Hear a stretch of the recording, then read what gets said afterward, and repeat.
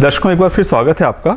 चर्चा जारी एनेस्थीसिया पर, और हमारे साथ स्टूडियो में मौजूद हैं हमारे एक्सपर्ट डॉक्टर मनोज जी गुप्ता और डॉक्टर विजय जी लेवटे। इतिहास को अगर हम दोहराएं तो सन 1774 में प्रिस्टले ने नाइट्रस ऑक्साइड नाम की गैस की खोज की थी और उसका एनेस्थीसिया में प्रयोग किया था। लेकिन 1784 में जब हम्फ्री ने इसे लाफिंग गैस नाम से एक नाम दिया और उसका डेमोन्स्ट्रेशन किया, तब जाके इसको मान्यता मिली। और जिस शास्त्रज्ञ को इसका श्रेय जाता है, जिसे फादर ऑफ एनेस्थीसिया कहते हैं, वो हैं डॉक्टर मॉर्टन, जो मूलतः डेंटिस्ट थे।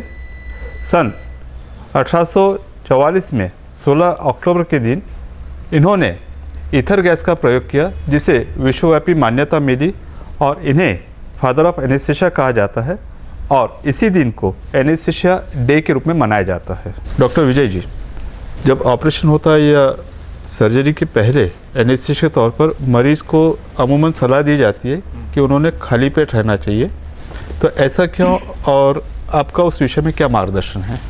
सर्जरी के पहले मरीज़ को खाली पेट रहना बहुत ज़्यादा ज़रूरी है। इससे एस्पिरेशन से होने वाले कॉम्प्लिकेशन को अपन प्रिवेंट कर सकते हैं।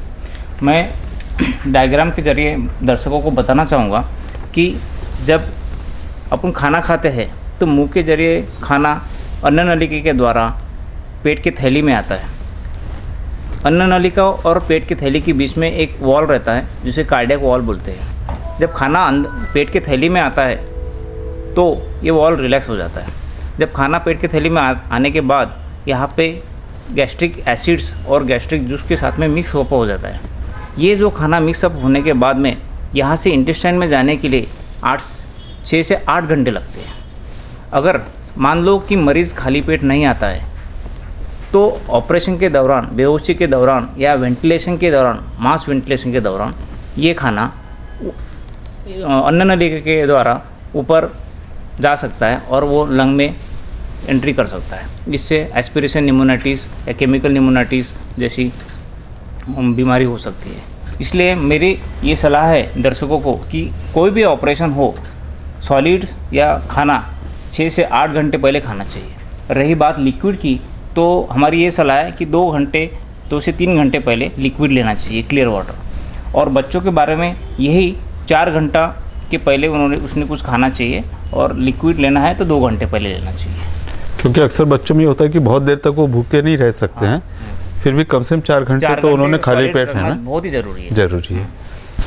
तो दर्शकों, एक बहुत ही महत्वपूर्ण मुद्दा डॉक्टर विजय जी लेवटे हमसे कह रहे हैं कि अगर खाली पेट रहने की सलाह दी जाती है तो मरीज के हित में है, और रिश्तेदारी के तौर पे हमें किसी तरह का मोह नहीं करना चाहिए कि डॉक्टर से चुपके से हमने कुछ खिला दिया और उसका पेट भर दिया, अन्यथा मरीज को तकलीफ होगी।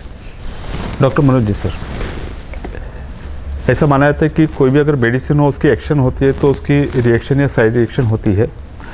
तो जिस विषय की आज हमने इतने विस्तार से चर्चा की है, एनेस्थीसिया, उसके काफ़ी फ़ायदे हमने देखे हैं। तो एनेस्थीसिया से कोई कॉम्प्लिकेशंस भी होते हैं क्या? वैसे तो आज के ज़माने में एनेस्थीसिया के कॉम्प्लिकेशंस नहीं के बराबर होते हैं। क्यों? क्योंकि काफ़ी सारे नए ड्रग्स आ गए हैं जो काफ़ी सेफ़ हैं, नई टेक्निक्स आ गई हैं, नई मशीन्स आ गई हैं, नए मॉनिटर्स आ गए हैं। इन सब चीज़ों के कारण एनेस्थीसिया काफ़ी सेफ़ और आसान हो गया है। लेकिन फिर भी कुछ माइनर कॉम्प्लिकेशंस कुछ पेशेंट्स में हो सकते हैं। कॉम्प्लिकेशंस है ना, इन्हें हम लोग साइड इफ़ेक्ट भी कह सकते हैं, जैसे कि जी मचलाना, वॉमिटिंग, उल्टी होना। लेकिन इसके लिए भी नए इंजेक्शंस, नए ड्रग्स आ गए हैं, तो इन्हें भी हम प्रिवेंट कर सकते हैं। कुछ कॉम्प्लिकेशंस बहुत रेयर होते हैं, जैसे कि हार्ट अटैक, पल्मोनरी एम्बोलिज्म। ये ऐसे कॉम्प्लिकेशंस हैं जो लाखों में से किसी एक पेशेंट को हो सकते हैं, और ये बहुत ही अनप्रेडिक्टेबल हैं। ये कौन से पेशेंट में होगा यह कोई नहीं बता सकता, लेकिन अगर ये कॉम्प्लिकेशन होता है तो हम लोग इसे मैनेज करते हैं। अब पल्मोनरी एम्बोलिज्म एक ऐसी कंडीशन है जिसमें अपने शरीर के अंदर ब्लड की गांठ बन जाती है, कभी हवा की गांठ बन जाती है, या फिर गर्भवती महिलाओं के अंदर जो गर्भ होता है उसके पानी की गांठ बन जाती है। ये लंग्स में जाकर ब्लड वेसल में जाकर अटक जाती है, उसे ब्लॉक कर देती है और इससे आगे के कॉम्प्लिकेशंस निर्माण होते हैं। यह एक सीरियस कॉम्प्लिकेशन है, लेकिन नॉर्मल पेशेंट्स में यह कॉम्प्लिकेशन होने के चांसेस, संभावना बहुत कम है। लेकिन कुछ कुछ पेशेंट्स ऐसे होते हैं जिनकी उम्र बहुत ज़्यादा होती है, कुछ कुछ पेशेंट्स बहुत मोटे होते हैं, कुछ पेशेंट्स को पहले से ही कुछ बीमारियां होती हैं जिसे हम लोग प्री एग्जिस्टिंग डिजीज़ कहते हैं। ऐसे पेशेंट्स में होने की संभावना ज़्यादा होती है। ये है कॉम्प्लिकेशन। दर्शकों, डॉक्टर गुप्ता सर जिस बात पर जोर दे रहे हैं कि आमतौर पर एनेस्थीसिया काफ़ी सुरक्षित पद्धति है और दुर्भाग्य से अगर कोई कॉम्प्लिकेशन होता भी है तो इतना अनपेक्षित होता है कि किसी में वह कुछ कह नहीं सकते। हालांकि तैयारी पूरी होती है और बहुत हद तक उसको मैनेज करने की कोशिश भी करते हैं, पर इस दरमियान अगर कहीं कोई मृत्यु होती है तो इसका मतलब ये नहीं कि पूरा का पूरा दोष संबंधित डॉक्टरों पर ही हो। हमारे दर्शकों से, एक समाज से अपील है कि इस बात को गंभीरता से लें और इस बात को, अगर ऐसी कोई दुर्घटना होती है तो उसे समझदारी से हल करें। इतिहास पर अगर हम गौर फरमाएं तो क्लोरोफॉर्म नाम का एक जो एनेस्थेटिक है वो हम सब लोग काफ़ी परिचित है और पूर्व में काफ़ी लोकप्रिय भी हुआ। और ऐसा कहते हैं कि महारानी विक्टोरिया, उनकी 8वीं संतान जब वो डिलीवरी में थे तब उसका प्रयोग हुआ था। डॉक्टर विजय जी, चर्चा के हम अंतिम मोड़ पर हैं। तो अभी जिस तरह से विज्ञान प्रगति कर रहा है, अभी चर्चा के दौरान हमने देखा कि एनेस्थीसिया काफ़ी सेफ और सुरक्षित हुआ है। तो इस हद तक सुरक्षित हुआ है कि अब day care surgery, day care anaesthesia की बात होने लगी है। इस विषय में आपका मार्गदर्शन क्या है? सही बात कही आपने। डे केयर एनेस्थीसिया में सबसे बड़ा एडवांटेज ये है कि अगर मान लो सवेरे ऑपरेशन होता है तो हम उस मरीज़ को शाम को घर भेज सकते हैं। उसके मुख्यतः 2 कारण होते हैं। एक तो टाइप ऑफ सर्जरी, आप किस प्रकार का सर्जरी ऑपरेशन करवा रहे हैं। अगर मान लो छोटे मोटे गांठ चीरा देना है, इंडोस्कोपी, डायग्नोस्टिक लैप्रोस्कोपी, ऐसे ऑपरेशन करना है तो पेशेंट को ऑपरेशन के बाद में बहुत ज़्यादा मॉनिटरिंग की ज़रूरत नहीं पड़ती है। तो ऐसे में आप उनको शाम को घर पे भेज सकते हैं। दूसरा मेन कारण है सेफर एनेस्थीसिया ड्रग्स। जो न्यूअर ड्रग्स आए हुए हैं उससे साइड इफ़ेक्ट्स एकदम मिनिमल हैं और पेशेंट को पोस्ट ऑफ ड्राउजीनेस, सीडेशन भी काफ़ी कम होता है। तो इसमें घर जाने की काफ़ी सुविधा होती है। फिर भी मैं दर्शकों को बताना चाहूँगा कि डे केयर में डिस्चार्ज के बाद भी कुछ सावधानियां बरतनी ज़रूरी है। जैसे पेशेंट अकेला 2 व्हीलर पे ना जाए, किसी के साथ में ऑटो में या एम्बुलेंस में लेट के जाए। घर में जाने के बाद में इमीडिएटली कोई काम ना करे, वो आराम करे और उस दिन वो आहार में हल्का ले, बहुत हल्का भारी आहार या गरिष्ठ आहार नहीं ले। फिर भी अगर कुछ तकलीफ होती है उसके बावजूद, तो जैसे वोमिटिंग हो गया या फिर बुखार आना हो गया या पेन हो गया, तो वो हॉस्पिटल में कांटेक्ट कर सकते हैं। दर्शकों, एक मजाक के तौर पर ऐसा कहा जाता है कि जो इंटेंसिव केयर के डॉक्टर होते हैं या बाकी डॉक्टर होते हैं, वो मरीज को बेहोशी की हालत से वापस लाकर उनसे पैसे लेते हैं, जबकि हमारे एनेस्थेटिस्ट मित्र अच्छे खासे इंसान को बेहोश करके पैसे कमाते हैं। खैर, ये तो ही एक मजाक की बात।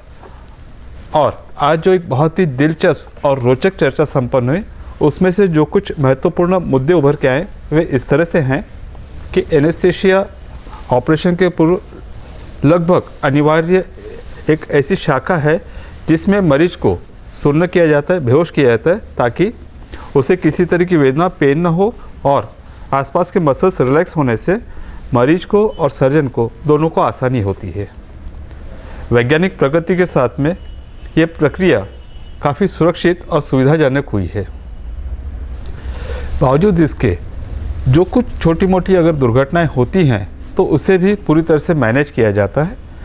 सिर्फ और सिर्फ शर्त यह है कि इसमें मरीज और उनके रिश्तेदारों का पूरी तरह से कोऑपरेशन या सहयोग होना चाहिए। दर्शकों, कार्यक्रम आपका अपना है। इस विषय में आपके सुझाव और आपके विचार इनका हमें हमेशा से इंतज़ार रहा है।